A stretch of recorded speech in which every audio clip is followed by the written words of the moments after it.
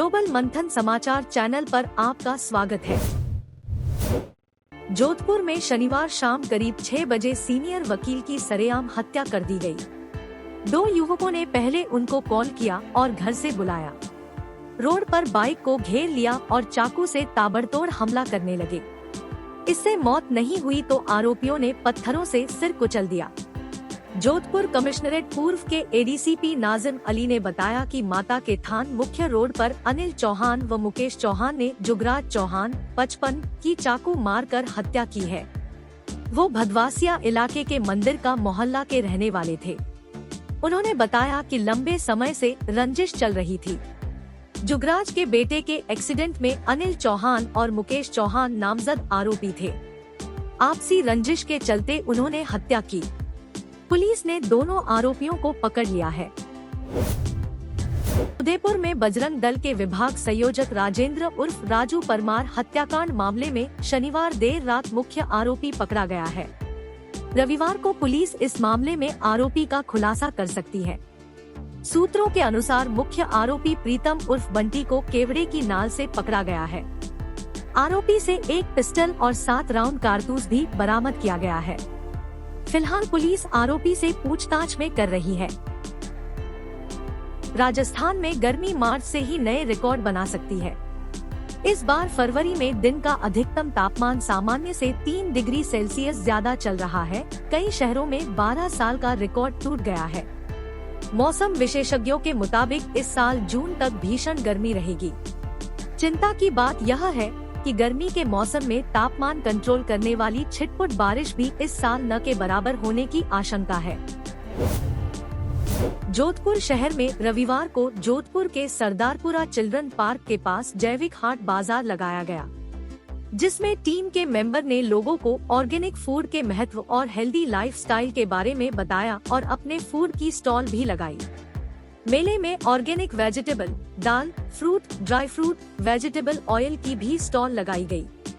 किसान रामचंद्र पंचारिया ने मोटे अनाज को लेकर चलाए जा रहे सरकार के अभियान के तहत बाजरे से बने कुरकुरे, काचरे से बने शरबत, बाजरे के बिस्किट और अन्य जैविक फूड की स्टॉल लगाई, जिसे ग्राहकों ने काफी पसंद किया। मारवाड़ी नस्ल के अश्वों के संरक्षण के लिए all India Marwari horse society Jodhpur व Marwari horse book registration society of India के संयुक्त तत्वावधान में आयोजित 2 दिवसीय मारवाड़ हार्स शो 2023 का शनिवार को समापन हुआ। मुख्य संरक्षक पूर्व नरेश गजसिंह ने विजेताओं को ट्रॉफी व पुरस्कार प्रदान किए। पूर्व नरेश ने कहा कि सभी मिलकर मारवाड़ी अश्वों के संरक्षण को नई ऊंचाइयां देंगे। उन्होंने कहा कि जोधपुर में सोसाइटी के प्रतिवर्ष हार्स शो का आयोजन करने के पीछे मुख्य उद्देश्य इस नस्ल को देश विदेश में पहचान दिलाना व अश्वपालकों के हितों की रक्षा करना है। मुख्यमंत्री अशोक गहलोत ने शनिवार को अशोक उद्यान में 25वें लोकानुरंजन मेले का उद्घाटन किया। इस अवसर पर उन्होंने कहा कि बड़े आश्चर्य की बात है कि इस उद्यान और ओपन एयर थिएटर को बने हुए 25 साल हो गए, लेकिन पहली बार यहाँ कार्यक्रम हो रहा है। सीएम के भाषण से पहले राज्य मेला प्राधिकरण के उपाध्यक्ष रमेश बोराणा ने मंच से संबोधित करते हुए मांग की थी कि इस उद्यान का नाम सम्राट अशोक उद्यान से बदलकर फिर जन नायक अशोक गहलोत उद्यान करना चाहिए। इस पर पीएम ने अपने भाषण में जवाब दिया कि नाम का कोई महत्व नहीं है, सम्राट के नाम से भी उद्यान रहे तो कोई दिक्कत नहीं। 8वीं की छात्रा ने change.org में पिटीशन फाइल की। जोधपुर की झनक को कार्ड कंपनियां भी जवाब नहीं दे पाई।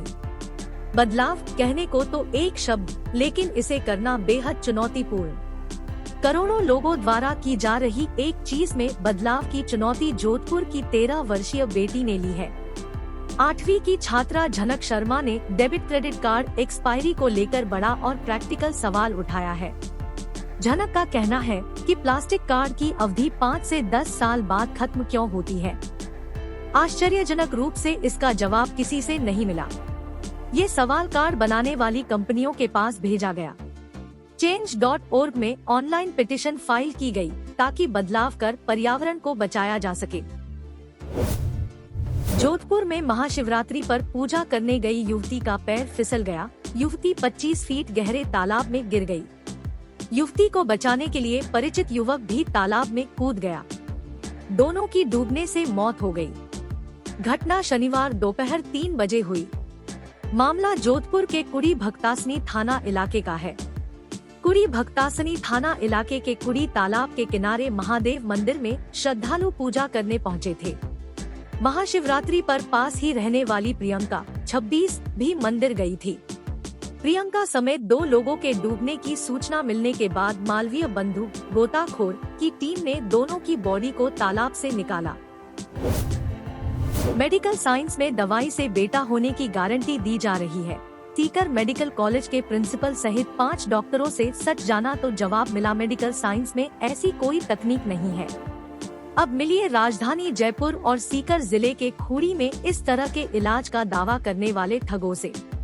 ये हैं जयपुर के अभय आयुर्वेद चिकित्सा और पंचकर्म हॉस्पिटल के संस्थापक घनश्याम शर्मा और सीकर में खूड़ी बड़ी के धन्वंतरी प्राकृतिक अस्पताल के संचालक MK सैनी। जयपुर के वैद्य का दावा है 15 थेरेपी करवाकर बेटा होने की गारंटी दे सकता हूँ। एक थेरेपी का खर्चा 1000 रुपए है। सीकर के MK सैनी का दावा है 980 रुपए की दवा से बेटा ही होगा। धौलपुर में आगरा मुंबई हाईवे पर स्टीयरिंग फेल होने पर एक ट्रक ने डिवाइडर के दूसरी तरफ जाकर कार को टक्कर मार दी।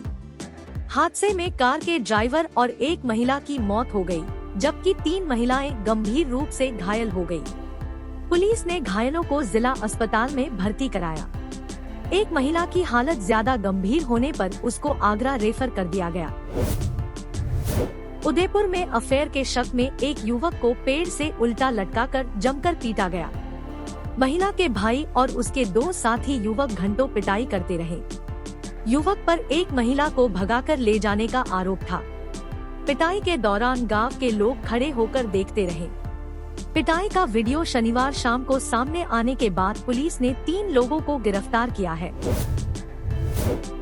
2 करोड़ रुपए के घूसकांड में निलंबित सोग की तत्कालीन अस्त दिव्या मित्तल के रडार पर दूसरे राज्यों के दवा व्यापारी भी थे। लीगल तरीके से दवाइयां बेचने वालों को भी दिव्या मित्तल वर्दी की धौंस दिखाकर करोड़ों वसूलने के लिए धमकाती थी। दिव्या का तरीका भी गैंगस्टर वाला था। पड़ताल में सामने आया कि ACB ने दिव्या पर शिकंजा कसने के लिए 3 बड़े सबूत जुटाए हैं। इन सबूतों से दिव्या के खिलाफ केस और भी मजबूत हो गया है। हेलो, नमस्कार मैडम। क्या दिक्कत आ रही है? कोई दिक्कत नहीं है मैम। क्या चाहेंगे? नहीं आएंगे मैम, बिल्कुल आएंगे, बिल्कुल आएंगे मैम। नहीं, आपके समझ अरे में मैम, नहीं आ रही। आप मैम प्लीज प्लीज प्लीज मेरी बात सुन लो आप। हाँ जी मैम। ज्यादा बोलो मत जी। ये आप इस भ्रम में हो ना, आएंगे नहीं तो ये पता कर लेना, गुड़गांव में भी फैक्ट्री सील करवा के आए हैं। मैम बिल्कुल आ रहे हैं आपके पास। तो ज्यादा ये वकील और होशियारी जो छांट रहे हो ना, तो ये तकलीफ में आ जाएंगे आप। नहीं नहीं नहीं मैम, आपके पास कब पहुँचे बताइए आप। यहाँ आके उपस्थिति देना भी बिल्कुल ठीक है मैम। नहीं नहीं नहीं मैम, आप प्लीज इसको अदरवाइज मेरी बात सुन लो कि दिमाग में कचरा तो निकाल देना। नहीं नहीं मैम, ऐसा कुछ नहीं है मैम, प्लीज। बता दिया मैंने, ऐसा कुछ नहीं है मैम। घर से उठा के जूते मारते हुए लाएंगे ना तो भी बाइज्जत आओगे। तुम्हारे हिसाब से दुनिया नहीं चलेगी। ठीक है मैम। और मुर्गा बनाते हुए लाएंगे, रिकॉर्डिंग करनी है रिकॉर्डिंग कर ले। नहीं नहीं मैम, कब आए बताओ आप। बता दिया हमने। कब पहुँचे मैम आपके पास?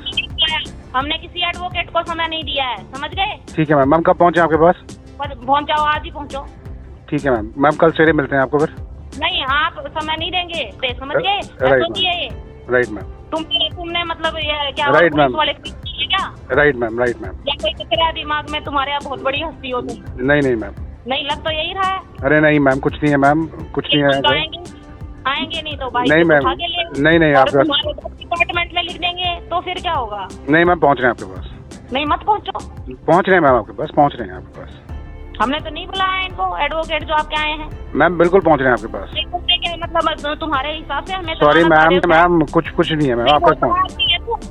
अरे मैम आप इसको ऑफेंड मत लीजिए, आपके पास पहुँच रहे हैं मैम। मैंने बता दिया तुम्हें, तुम तकलीफ में आने वाले हो, मैंने बता दिया है। मैं पहुँच रहा हूँ आपके पास मैम, पहुँच रहे हैं। नहीं पहुँच रहे हैं मैम आपके पास। हम समय देंगे, हम खुद आएंगे पंजाब आपके। मैम आपके पास पहुँच रहे हैं मैम, कल पहुँच रहे हैं आपके पास। नहीं, कल तुम मत टाइम दो हमें, हम तुम्हारे लिए फ्री नहीं है, हम आ जाएंगे। इस लड़के को लेके आऊंगी जो अरेस्ट कर रखा, तुम्हारा नक्शा मक्का बनेगा और तुम जूते। मैम पहुँच रहे हैं आपके पास, प्लीज मैम, प्लीज मैम, पहुँच रहे हैं आपके पास। तुम ज्यादा होशियार हो। अरे मैम मैं आपके ना पैर छू के माफी मांगता हूँ।